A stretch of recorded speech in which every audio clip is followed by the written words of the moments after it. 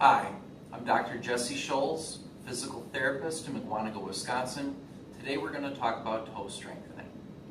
Now, toe strengthening might be kind of a topic that seems of very minimal importance, and it's true that if you get a very stiff shoe or the right type of shoe for your foot, especially with the right insole or orthotic support, if you have weak toes, you can definitely get around having toe problems that are causing you issues in the foot, ankle, or knee or higher up the line. But for those of you who possibly want to wear a minimalist sort of shoe like I have here, where it doesn't have much of a heel and it doesn't have much support, you really need to make sure that you have strong toes. Now there's a couple different ways you can do this. If you've got a little extra money and you don't have a lot of extra time, what you can do is get something called correct toes. Now what I have right here is basically a small silicone toe spacer called correct toes. And what it does is it basically spreads your toes apart to make sure that your toe muscles can kind of work a little bit better when you're walking around. If you're walking around the house without shoes on but with socks, your foot can't really grip the ground very well. Those muscles don't know what to do. This sort of thing seems to kind of balance that out a bit. Now, if you're walking barefoot, theoretically you shouldn't need something like this, but for some people their kind of foot muscles need a little bit more encouragement and this can help. But what if your toe muscles just aren't very strong and you said, I want to do everything about this that I possibly can, or you just don't want to spend $60 on something like the correct toes here? You can do the progression that I'm going to show you now. Now if you have bunions or problems walking, and running can be highly affected by having weak toe muscles. You won't take as long of a step with the opposite leg as the one with the weak toes, because when your toes bend backwards, when your leg's behind your body, it'll kind of put on the brakes, and instead of pushing the right way with your ankle and toe muscles, you actually will bring your leg forward with your hip muscles instead, which can put a lot of strain on your back. So if you're walking and you don't notice any problems, but you do notice that you kind of don't feel very good or natural when you go up a hill, those toe muscles get stretched a lot more with that.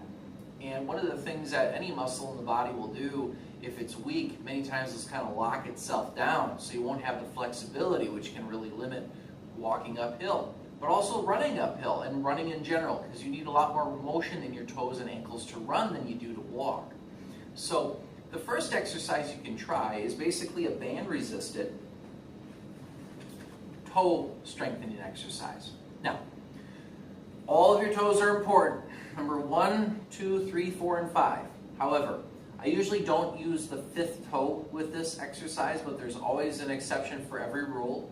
The reason I don't do this 5th toe for this exercise is because most people have a lot of time constraints that they need to focus on, and this just adds a little extra time. Because if you try to strengthen the 2nd, 3rd, and 4th toes, along with the 5th, when you put this band around the toes and you start putting a stretch on it, many times it'll either come off the foot or it'll slip off the little toe. So what I do instead is weave the band between the 1st and 2nd toe and the 4th and 5th. And all you're going to do essentially with this is put your foot on something like the ground in front of you, let your ankle and toes bend up, and then curl your ankle and toes down. Ankle and toes up, make sure you relax the toes so they go all the way up, and then go all the way down. And I would recommend that you do 20 of those with toes 2 through 4, and at least do about 3 sets of those. Now, if you said, well, why didn't you tie up the big toe along with it? It'll kind of do the majority of the work. So I always recommend people do the great toe or the big toe separately. You're going to do it the same way though. The band's going to be around the big toe. You put a stretch on the band. You let the big toe and the ankle come up. Then you stretch down the big toe and the ankle. Big toe and ankle up. Big toe and ankle down. And again, you're going to do 3 sets of 20 of those. Many times if you have a bunion, this will kind of help align and get those muscles working more efficiently for that type of problem. and it can really help calm down the pain. But sometimes if you have a bunion that's very inflamed, you won't be able to do that exercise without pain, and I wouldn't encourage anybody to do an exercise like that if it did cause pain. So I would just recommend to anybody realize that even a great exercise might not be for you. So you do these and any exercises that you do with caution. And if you have any problems with your feet or bunions, talk to a physical therapist, talk to your doctor, see if there's anything that they recommend that you can do conservatively, because most people don't need a bunion surgery. Now, after you've gotten very good at doing the toe strengthening with the band, what I'd recommend after you do the toe strengthening for maybe like a week or two to get the muscles better conditioned, stronger, fitter, what you can start doing is a weight-bearing exercise, and I call this a 3-way heel raise onto toes. You do want to have shoes on for this exercise, because otherwise you'll kind of grind on the ball of your foot a little bit. And any of these exercises I'm showing you today, you can do them every other day without the fear of any problems coming up.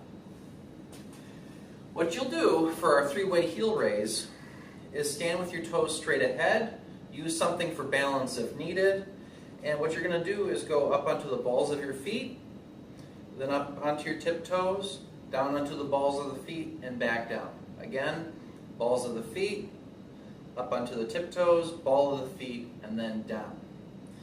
You also would want to do that with your toes out.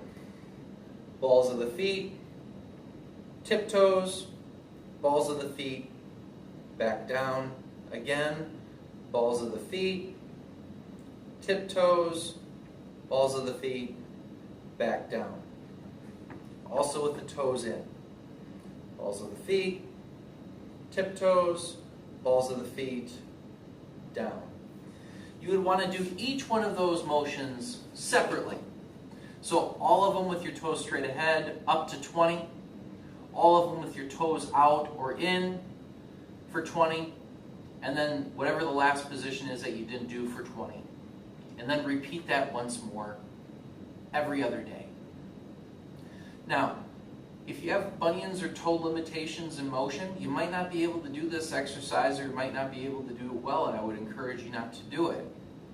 But if you can do this, it will help you get a lot stronger than with the band exercise by itself. Now, once you get very good at that exercise by doing it every other day, what I would encourage you to then try, if you needed additional help, or if you were a runner and you need kind of better strength and flexibility, you can try the same concept but on a stair instead. The motion pattern will be the same.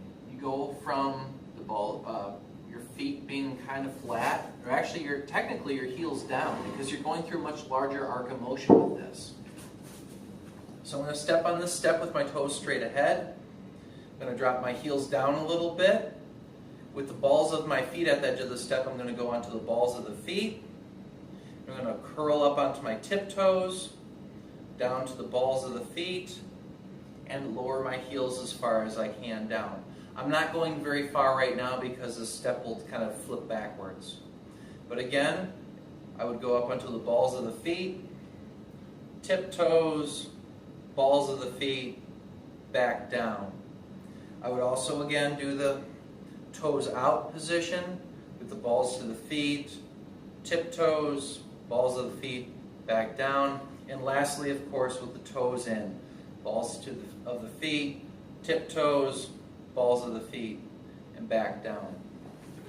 Now, in order to walk normally, you should have enough strength in one leg to stand on your one leg and go up onto the ball of the foot and back down 10 times to walk normally. And if you're a runner, you should be able to do that about 20 times. So if you do that as a test and you feel or find that you fall short, these exercises may be the right ones for you. But again, these exercises, whether you're doing them with the band or on the floor, on the step, can be done every other day. But because the transitions are fairly hard to do, push yourself. Make sure you can do at least 20 or maybe even more to to make sure that your transition from the band to the floor and the floor to the step go as smoothly as possible. But thank you for watching. I hope this helped you. Have a great day.